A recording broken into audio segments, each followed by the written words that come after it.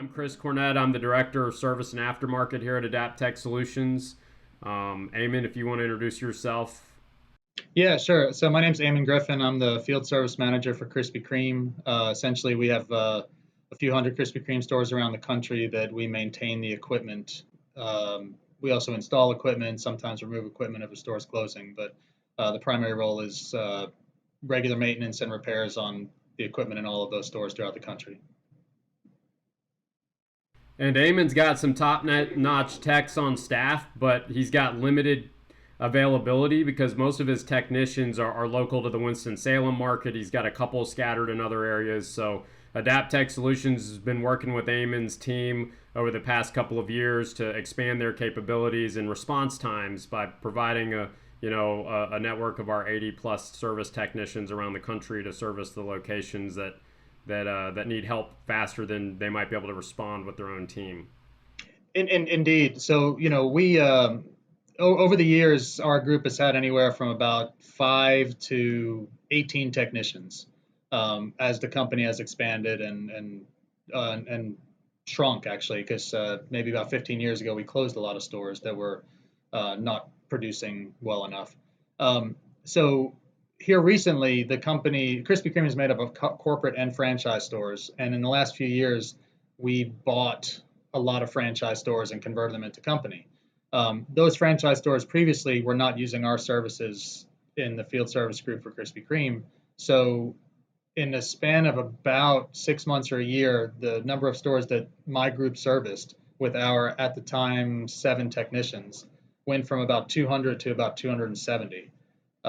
And also in areas of the country, primarily like Texas and Florida, that we didn't have a technician anywhere close.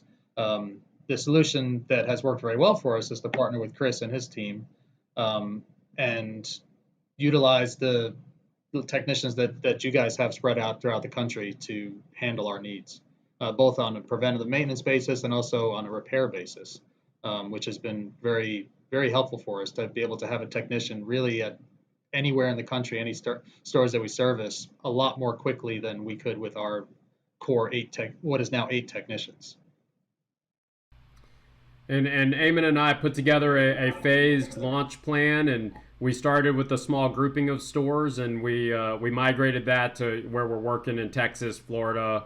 We're working in Oklahoma, Kansas, so Ohio, Kentucky, Indiana, North Carolina, South Carolina, and we're looking to move into the D.C. Virginia market is our next target.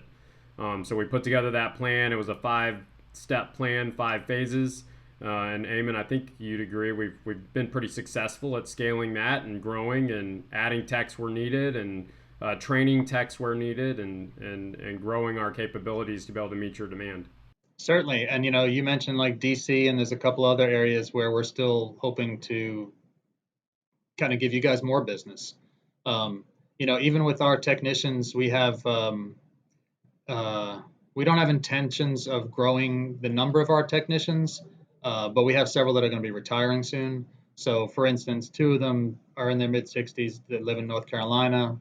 They don't have any intentions of retiring, but eventually they'll be leaving. And in the last year or so, maybe 2 years, you've got a couple good guys in North Carolina that are doing very well, and we're kind of slowly giving them more of the stores that are typically, because they're right in our hometown, taken care of by our technicians. So it's definitely something that we have intentions of growing slowly, but growing even more for Adaptec to take on more of the primary business at these stores. I definitely think so. Even the gentlemen that report to Chris, like Jason and Patrick, for instance, they're primary speed dial type people on my phone to try to get technicians out to places. I was having a conversation with Jason this morning, and it sounded like he was in a meeting, but we wound up continuing to have the conversation, and he helped me out. But he was in the dentist chair, so he was. Chris and his team are always very helpful to take care of our needs. Really at any time of the day or night. And on that partnership note, Eamon and I have a quarterly business review each quarter where we review the statistics on how we're performing, our response times, work order volume. Do we have enough people? Are we doing what we say we're doing? And are you happy with how we're performing? So I think that's another component of our relationship that's very important. That this isn't just a phase five's over. Good working with you, Eamon. My guys are going to take care of you. We very much have a relationship that continues, and we have a routine cadence where we meet and make sure things are still as we expect them to be. And following up on that too, just on another point of communication, your team, even like the support staff, for instance, they're very good. We send a request. Occasionally, we'll have to call or determine that, hey, this is a hotter topic. We need an answer like ASAP. But we send an email to the dispatch email. Typically, it's one of the ladies that responds, like, hey, we've received your request. We're looking into it. And the response time is very good. Not even thinking about when the text is going to get to the location, but the response time on the communication for closing the loop to find out when is the technician going to be dispatched and are they on their way, or on a rare instance where they don't have somebody to cover it, or maybe not till the next day. And honestly, I say that, but it rarely happens. Virtually 100% of the time, there's a technician that can get to where we need them to be. And Eamon, from a reporting standpoint, I think you'd agree that our reports with pictures in them that show what we're finding in the field, and when we do the PMs, we provide pictures. We don't just write fail, but we provide details and pictures. I think that's another important component of the service we're offering that helps you be proactive in getting parts quickly and not having to comb through notes to figure out what's needed. That's true. It kind of airs my own dirty laundry, but by partnering with Adaptec, it makes Krispy Kreme service technicians' reports not look so good. The Adaptec reports are very nice. Our lady here in the office, Dawn, she goes over the reports. Like Chris mentioned, they have pictures. They say which parts are needed. She takes that. She kind of filters through it, finds out where parts are needed to be ordered, forwards it over to our customer service people to fulfill those parts orders. Now, on that part, I got to say our guys get it covered. But these reports with the pictures embedded, they're a lot better. It's a very professional reporting system, and that's good for. Strangely, our customers rarely ask for the reports, and I suspect they rarely read through them. But when they're needed, we have them available, and they're very detailed and professional.